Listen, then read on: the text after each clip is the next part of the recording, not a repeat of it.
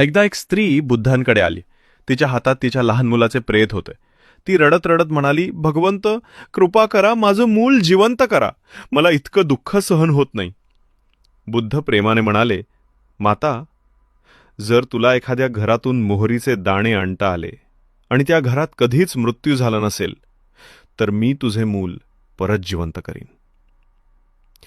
ती स्त्री गावोगाव फिरली, पण प्रत्येक घरात कुणाचा ना कुणाचा मृत्यू झाला होता. शेवटी तिला समजलं की मृत्यू सर्वांनाच अटळ आहे. दुःख हे जीवनाचा भाग आहे.